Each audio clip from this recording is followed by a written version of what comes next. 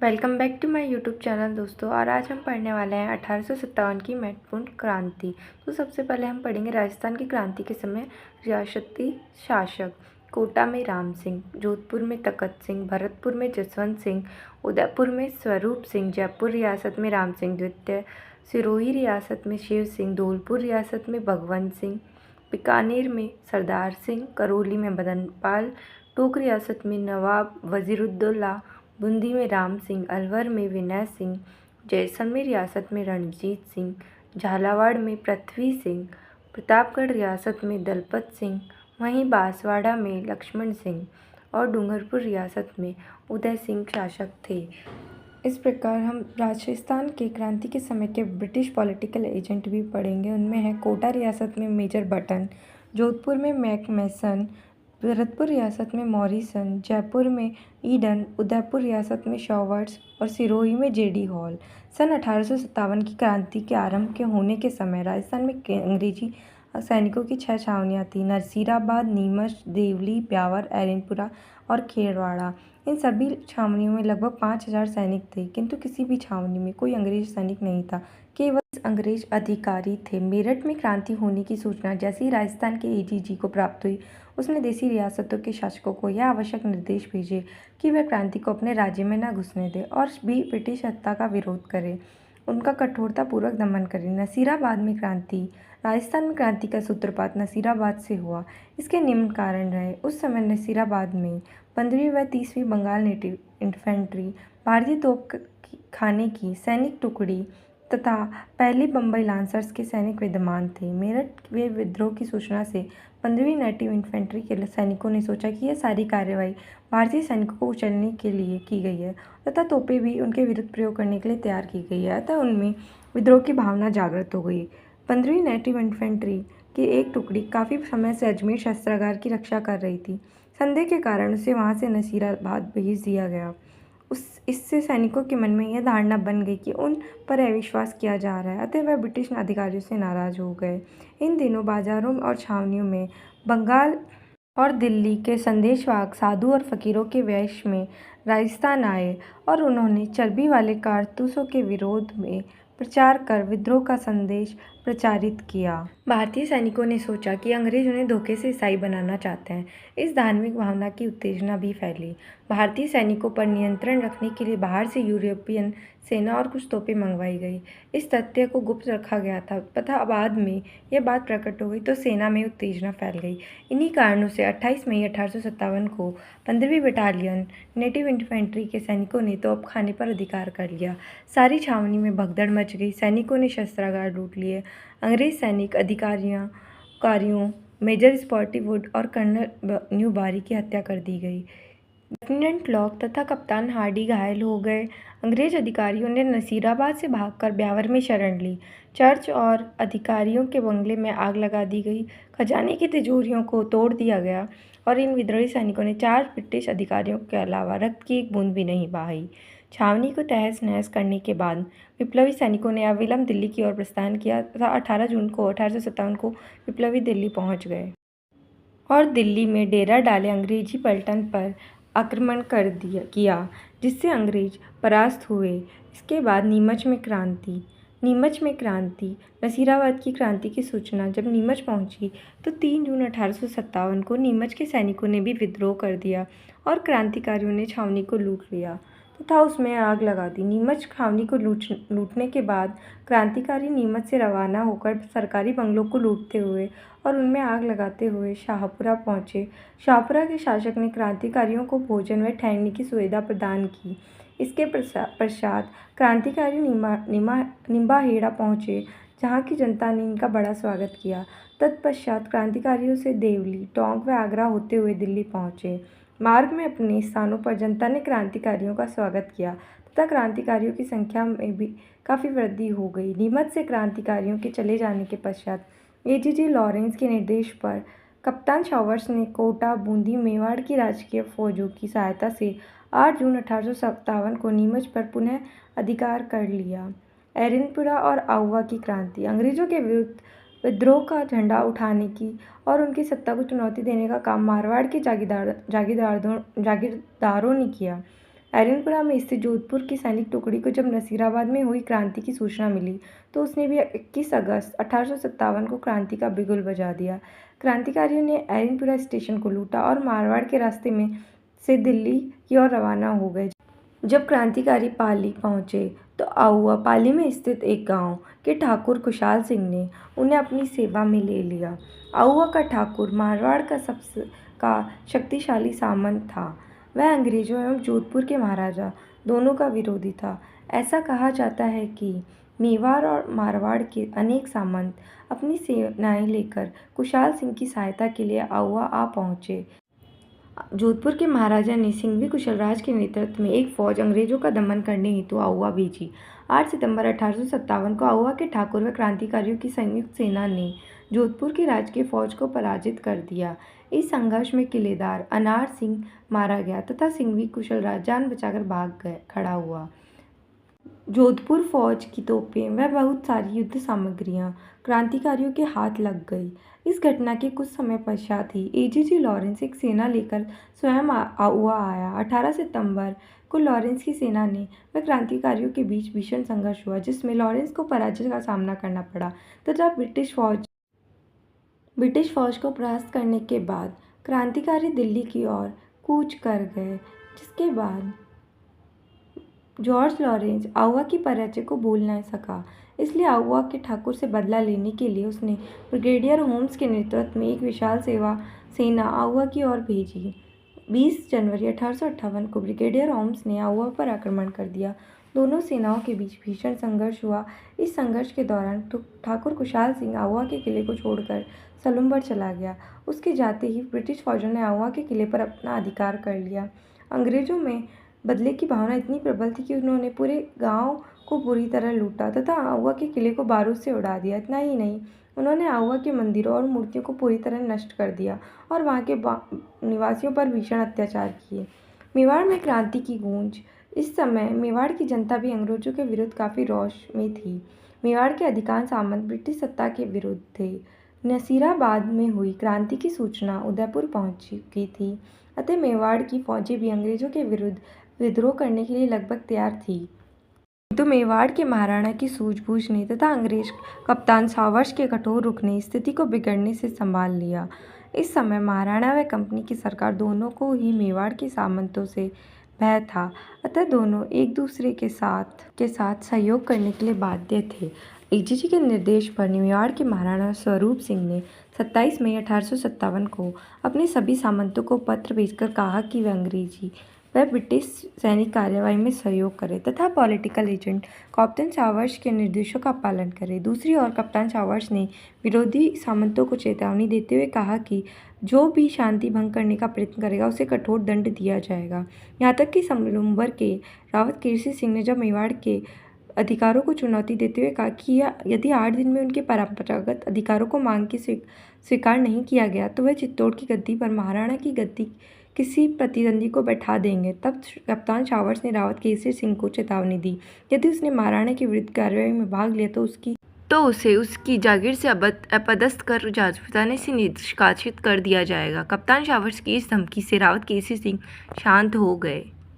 कोटा में क्रांति। राजस्थान के राज्यों में हुई 1857 की क्रांति में कोटा का महत्वपूर्ण स्थान है। कोटा में विद्रोह का मुख्य कारण यह था कि पॉलिटिकल एजेंट मेजर बटन ने कोटा महाराव को यह सलाह दी कि कुछ अफसर वफादार नहीं है तथा उनका रवैया अंग्रेज विरोधी है, अतः यह अफसरों को पदच्युत कर अंग्रेज अधिकारियों को सौंप दें जिससे उन्हें उचित दंड दिया जा सके।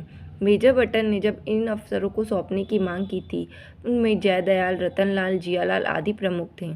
मेजर बटन द्वारा महाराव को जो सलाह दी गई थी वह किसी प्रकार महाराव की फौज तथा अधिकारियों को प्रकट हो गई। फलस्वरूप फौज के सभी सिपाही क्रोध से पागल हो उठे और उन्होंने मेजर बटन से बदला लेने का निश्चय किया। तदनुसार 15 अक्टूबर 1857 को कोटा के सैनिकों ने क्रांति का बिगुल बजा दिया। कोटा के सैनिकों ने क्रांतिकारियों के साथ रेजिडेंसियों को घेर लिया तथा उनमें आग लगा दी। क्रांतिकारियों ने मेजर बटन तथा उनके 2 पुत्रों की हत्या कर दी। क्रांतिकारियों ने शहर में जुलूस निकाला तथा महाराव के महल को घेर लिया। महाराव अपने महल में एक प्रकार से कैद हो गए।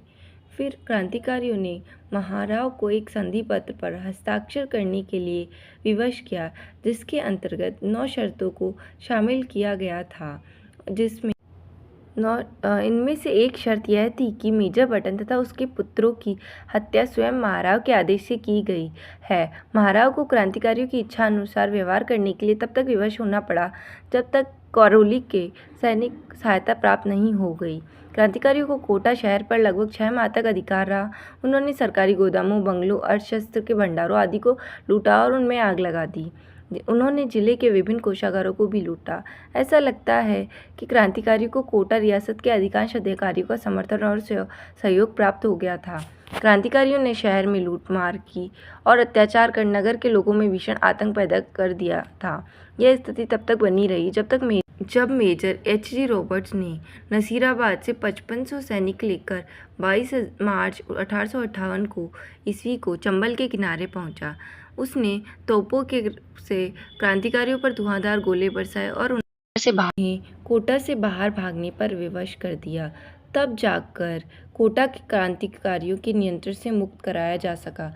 क्रांतिकारी नेताओं तथा विद्रोही सैनिकों को आनुवंशिक दंड दिए गए तथा जयदयाल को गिरफ्तार करके तोप से उड़ा दिया गया। अन्य राज्यों में क्रांति की गूंज। राजस्थान में 1857 की क्रांति केवल मारवाड़, मेवाड़ और कोटा तक ही सीमित नहीं रही, अपितु इसकी गूंज राजस्थान के अन्य राज्यों में भी सुनाई दी। भरतपुर, जो आगरा व मथुरा से काफ़ी निकट है, क्रांति के समय अशांत रहा। मथुरा में विद्रोह हो जाने के बाद भरतपुर शहर में उत्तेजना और फैल गई और भरतपुर की सेना ने भी क्रांति का बिगुल बजा दिया। भरतपुर के महाराजा ने वहाँ के पॉलिटिकल एजेंट मेजर मॉरिसन को भरतपुर छोड़कर जाने की सलाह दी, क्योंकि महाराजा को यह आशंका थी कि उसकी उपस्थिति में नीमच के क्रांतिकारी भरतपुर पर आक्रमण कर सकते हैं। महाराजा की सलाह पर मेजर मॉरिसन भरतपुर छोड़कर चला गया। क्रांति की अवधि में भरतपुर रियासत की स्थिति बड़ी विषम थी। क्रांतिकारी सैनिकों की अनेक टुकड़ियां भरतपुर की सीमा से होकर गुजरी। भरतपुर से की गुर्जर व मेवाती जनता क्रांति में पीछे नहीं रही। उसने खुलकर क्रांति में भाग लिया। जब पड़ोसी आगरा जिले में अंग्रेज़ों की शक्ति वहाँ के लाल किले के चार दीवारी तक सीमित हो गई, तो भरतपुर की जनता के मन में यह विश्वास भर गया कि जब भारत में ब्रिटिश सत्ता समाप्त होने जा रही है। अलवर में भी दिल्ली के कुछ क्रांतिकारियों के आ जाने के कारण क्रांतिकारी गतिविधि पर अपनाने लगी। अलवर रियासत के गांवों के गुर्जरों ने अपनी पड़ोसी राज्य भरतपुर की भांति ब्रिटिश विरोधी भावना का खुलकर प्रदर्शन किया। उन्होंने अपनी क्रांतिकारी गतिविधियों से शासकों से काफ़ी परेशान किया। धौलपुर रियासत में भी गंभीर उपद्रव हुए। अक्टूबर 1857 के प्रारंभ में ग्वालियर और इंदौर के क्रांतिकारियों की संयुक्त सेना धौलपुर की सत्ता खतरे में पड़ गई। क्रांतिकारियों ने धौलपुर में खूब लूटमार की। उन्होंने वहाँ के राजा को घेर कर जान से मारने की धमकी दी। विवश होकर राजा को क्रांतिकारियों की मांगें स्वीकार करनी पड़ी। धौलपुर में इन क्रांतिकारियों ने राव रामचंद्र और हीरालाल के नेतृत्व में राजा की अधिकांश तोपों पर अधिकार कर लिया और उनकी सहायता से आगरा पर आक्रमण कर दिया। यह स्थिति तब तक बनी रही जब दिसंबर में पटियाला के शासक द्वारा भेजी गई सेना की सहायता से धौलपुर में व्यवस्था स्थापित नहीं हो गई। जयपुर में महाराजा को उनके एक पदाधिकारी राव शिव सिंह ने यह सलाह दी कि वे अंग्रेजों तथा मुगल बादशाह बहादुर शाह दोनों से मित्रतापूर्ण संबंध बनाए रखें, किंतु उनके प्राइवेट सेक्रेटरी पंडित शिवदीन ने महाराजा पर अंग्रेजों के साथ देने के लिए जोर डाला। जयपुर में नवाब विलायत खां, मियाँ उस्मान खां और सादुल्ला खां मुगल सम्राट से मिलकर ब्रिटिश सत्ता के विरुद्ध क्रांति का षड्यंत्र रच रहे थे। मुगल सम्राट के साथ किए गए उनके पत्र व्यवहार की जानकारी महाराजा को मालूम हो गई, अतः उन्होंने सादुल्ला खां को राज्य से निष्कासित कर दिया और शेष दोनों को बंदी बनाकर कारागार में डाल दिया। टोंक में भी नवाब की सेना ने मीर आलम खां के नेतृत्व में विद्रोह किया। टोंक का नवाब अंग्रेजों के साथ था, मगर नवाब की सेना ने नीमच के क्रांतिकारियों को टोंक आने के लिए आमंत्रित किया और उनकी सहायता से नवाब के किले को घेर लिया। नवाब ने सैनिकों को डराने धमकाने का भरपूर प्रयास किया, किंतु सफल नहीं हो सका। सलुम्बर और कोठारिया का योगदान। आउवा के ठाकुर कुशाल सिंह से प्रेरणा लेकर मेवाड़ के दो प्रमुख सामंतों सलूम्बर के रावत केसरी सिंह और कोठारिया के रावत जोध सिंह का 1857 के स्वतंत्रता संग्राम में अपूर्व योगदान रहा।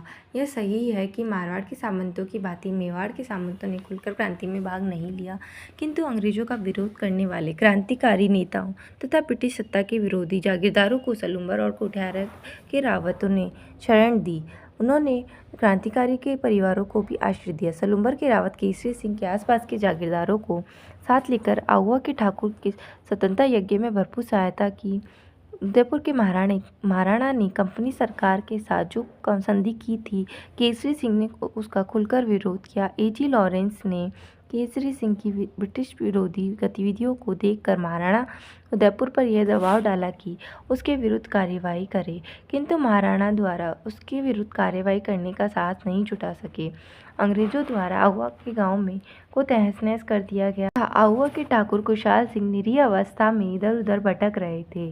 तब कोठारिया के रावत जोध सिंह ने उनको गले लगाया तथा उन्होंने कोठारिया में पेशवा नाना साहब और उनके परिवार को भी शरण दी तथा सब प्रकार की सुख सुविधाएं उपलब्ध करवाई।